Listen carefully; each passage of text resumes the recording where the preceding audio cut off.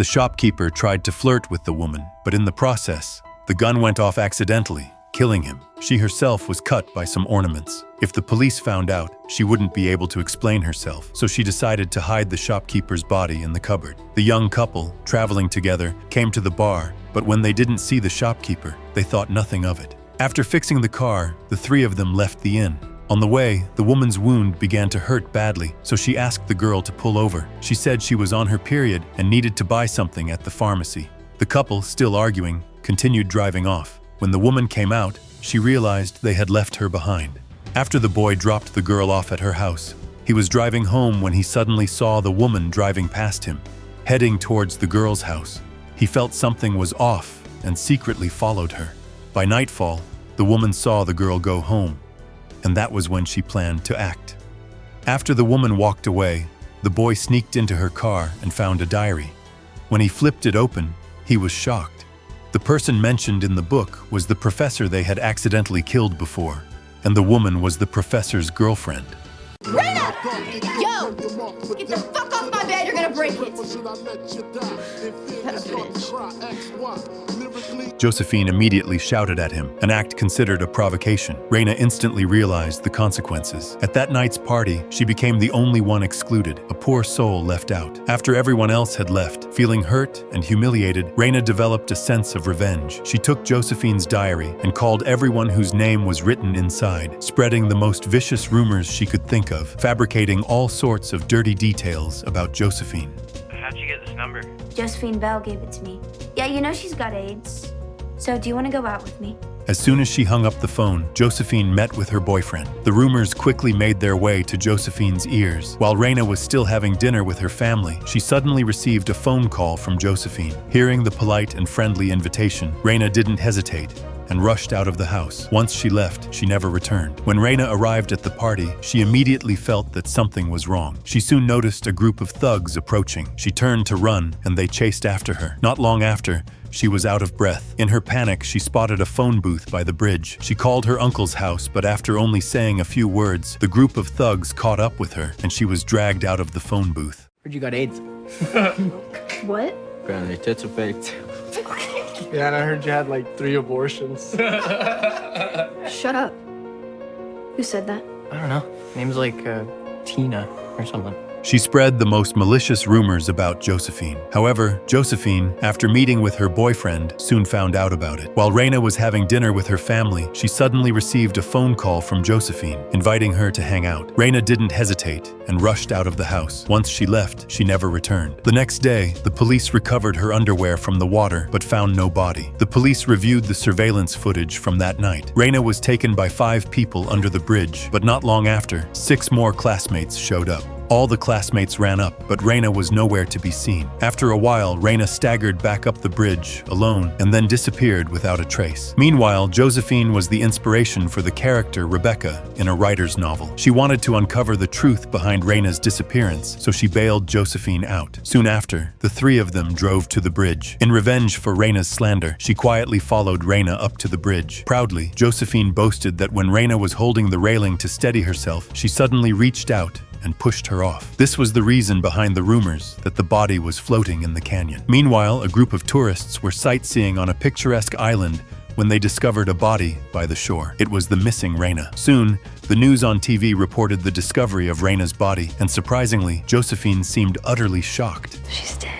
Rena was hiding in the bathroom, shaving her legs when suddenly her mother barged in. Her mother's sternness felt suffocating to Rena, especially since she was the only girl at school who didn't shave her legs. The rebellious Rena didn't listen, her mind filled with frustration. She put on lipstick and quietly slipped out of the house. Josephine was waiting outside, waving to her. Rena excitedly ran over, unaware that this moment would lead her life into darkness. Josephine wanted to recruit her into her gang, but Rena thought she had made a new friend. Rena danced on the bed to the rhythm of the music, but Josephine, seeing this, suddenly shouted at her. This behavior was seen as a provocation. As a result, Rena was isolated at the party that night, with no one paying attention to her. After the party ended, Rena, filled with a desire for revenge, stole Josephine's diary. She then called everyone listed inside, spreading vicious rumors. But as soon as she hung up, the rumors reached Josephine's ears. While Rena was having dinner with her family, she received a call from Josephine, who invited her out. Rena didn't hesitate and rushed out of the house. However, As soon as she arrived at the party, she sensed something was wrong. She looked around and saw a group of thugs surrounding her. Reina immediately turned to run, but they quickly chased after her. Soon, she could barely keep running. In her despair, Reina spotted a phone booth not far away and hurriedly ran towards it, dialing her uncle's number. However, before the phone even rang long, the people chasing her had already caught up. She was pulled out of the phone booth by the group, then forcefully dragged to the bridge. Raina! Yo! Get the fuck off my bed, you're gonna break it!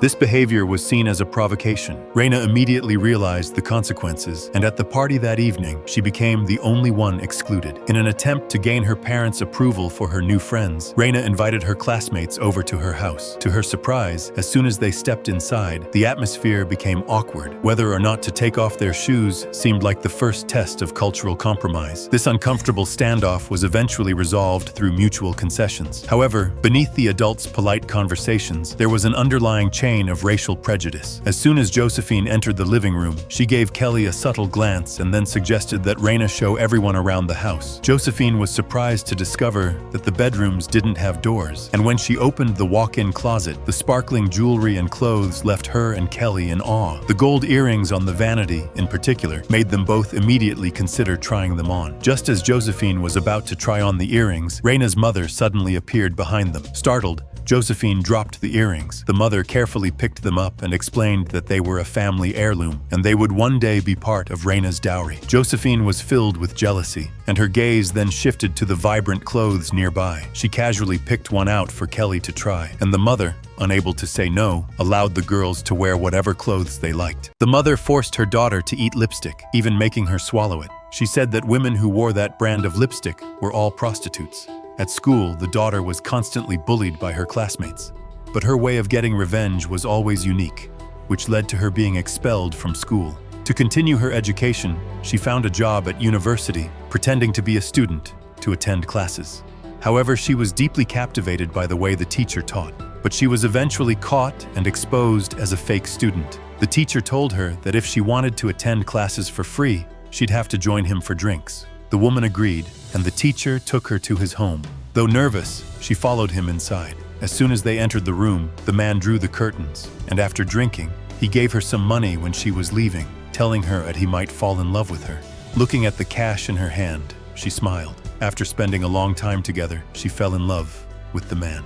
But one day, the teacher didn't ask her to join him for drinks. She secretly went to his house only to find another woman drinking there. The next day, she saw that woman jogging, and she stepped on the gas, heading straight for her. As a result, she ended up in prison. While in prison, she received a book from the man, which said, "I will wait for you to get out." She wrote letters to him every day, but all of them were returned. Eventually, she learned from the prison guard that the man had been assassinated. The woman stopped a car, slashed the tire with a knife, and then asked the driver to give her a ride. However, after driving for a short while, the tire exploded. The woman quickly got out of the car and tucked the knife away. The girl made an excuse to go to the woods, leaving the boy in the car to search for tools to fix the tire. The woman quietly opened her bag, ready to do something, when the girl suddenly returned and said there was an inn nearby that could help. It turned out that the woman had been incarcerated in prison where her boyfriend had tried to assault the girl. In a moment of danger, the boy accidentally killed the boyfriend. After being released from prison, the woman began searching for a chance to get revenge.